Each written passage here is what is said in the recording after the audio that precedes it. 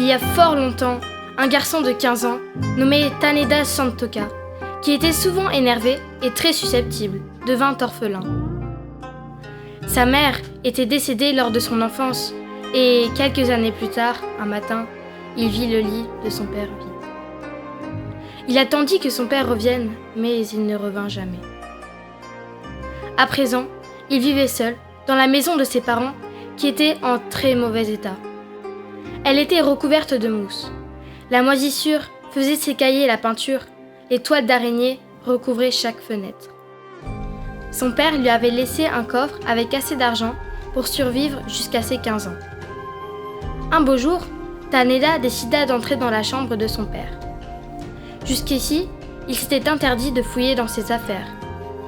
Il trouva un katana. Il eut tout d'abord un mouvement de recul, puis se demanda pourquoi son père possédait cet objet. Il dégaina le sabre de son fourreau et trouva un collier en coquillage et perles.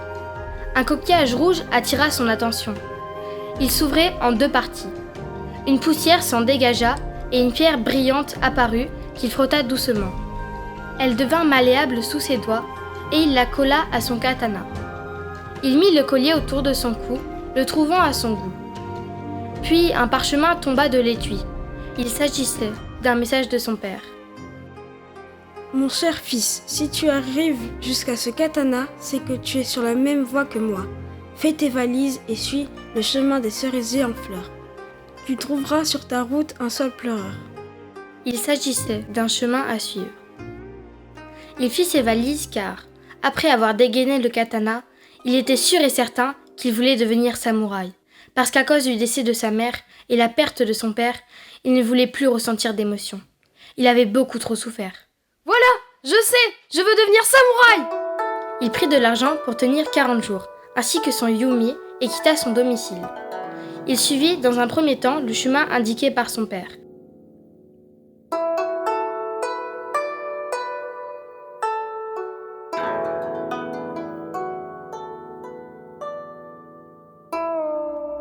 Mais au bout d'un moment, il ne sut plus quel chemin prendre.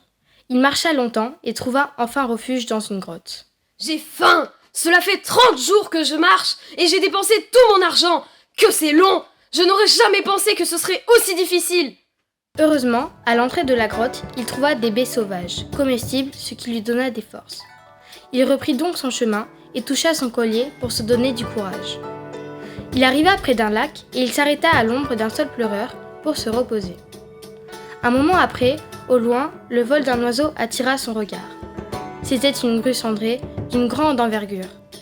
Elle avait un bec fin et allongé, des plumes rouges et noires. Elle se posa à côté de lui sans bruit et avec élégance. Elle s'approcha, il sentit sa bienveillance et comprit qu'elle s'intéressait au collier. Elle prit la parole. « Je suis une personne que tu n'as jamais vue, mais dont tu connais l'existence. »« Qui es-tu ? Dis-le-moi !» ?»« C'est à toi de deviner, mais en attendant... »« Qu'est-ce que c'est ? Vite, je veux savoir !»« Ne t'inquiète pas. Je t'explique. Je vais te donner une plume qui te permettra de gérer tes émotions quand tu en auras besoin. Puis, écoute-moi bien. Suis le chemin et tu trouveras un vieil homme qui te donnera ta mission. » Sur ces mots, la grue s'envola dans un battement d'ailes et disparut dans le ciel. Il rencontra un vieil homme qui lui demanda ce qu'il faisait ainsi dans la forêt, si loin du premier village. « Bonjour, je voudrais devenir samouraï !» Le vieux monsieur lui indiqua le chemin jusqu'au palais du seigneur, le daimyo. Taneda Santoka était impatient d'arriver à destination. 2 gardes en armure se trouvaient devant le palais. Le garçon demanda à parler à quelqu'un qui pouvait l'aider à devenir samouraï. On l'orienta vers le daimyo, un gouverneur qui organisait la formation des samouraïs de la province. Il fut accepté pour suivre la formation d'un sensei, qui serait son maître d'armes. Le lendemain, il entra dans le dojo. Taneda Santoka était fasciné par les samouraïs qui s'entraînaient avec leurs sabres. Il voulut poser une question à un élève qui ne lui répondit pas tant il était concentré pendant son entraînement. Le sensei s'approcha de lui et déclara « Tu devras me respecter, moi ton maître d'armes, sinon tu en subiras les conséquences. Le premier mois, tu t'entraîneras avec un katana. » Son premier combat eut lieu contre un débutant comme lui.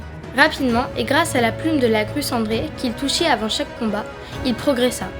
En quelque temps, il devint le meilleur samouraï du dojo. On lui proposa donc de faire partie de la garde du daimyo. Il fut ravi et accepta immédiatement. Un jour, 2 hommes armés s'introduisirent dans le palais pour attaquer le daimyo. Taneda caressa la plume, garda son calme, se concentra, livra un magnifique et intense combat. Il sauva son seigneur. Le daimyo fut tellement fier de Taneda qu'il lui chuchota que, quand le moment serait venu, il lui présenterait le shogun, ce grand général militaire de la province. Chaque jour, Taneda s'entraînait durement au dojo et l'après-midi, il allait dans le jardin du palais pour s'aérer l'esprit. Un jour, il y rencontra une sorte de vieux sage. Le vieil homme était en train d'écrire des poèmes. Il expliqua à Taneda que ces courts poèmes s'appelaient des haïkus. Taneda fut fasciné et décida d'apprendre cet art. Il fut rapidement très doué. Il était si heureux qu'il voulut un jour réciter quelques haïkus au daimyo. Taneda poussa la porte du bureau, s'approcha d'une table de travail et vit une estampe représentant 2 personnages, un petit garçon et le daimyo bien plus jeune que maintenant. Alors qu'il était en train de contempler la peinture, Taneda entendit la voix du daimyo. Tu voulais me parler? Oui, je voudrais vous réciter quelques haïkus de ma composition. Très bonne idée. Vas-y, je t'écoute. Les feuilles tombent et craquent à l'oreille sur le sol doré. Ciel et terre se fondent, première brume. Cet endroit sombre que personne n'aime, les enfers. Marmotte d'été cherche un endroit pour pêcher. J'ai vu que tu étais intéressé par ces estampes. Oui, c'est bien vous sur cette image. Mais qui est le petit garçon? Eh bien, c'est toi, je t'ai reconnu dès le premier jour. Nous portons le même nom. Et puis il y a ce collier que tu portes autour du cou. Je l'ai trouvé dans l'étui du katana. Je suis ton père, Taneda. Ce collier, c'est celui de ta mère, et je l'ai mis pour toi dans l'étui du katana. Je l'ai rencontré. C'est ta mère qui est venue te visiter. Mais alors, pourquoi es-tu parti? Dans cette maison, j'avais trop de souvenirs de ta mère. C'était trop dur à surmonter. Et tu as donc pensé que m'abandonner était la solution?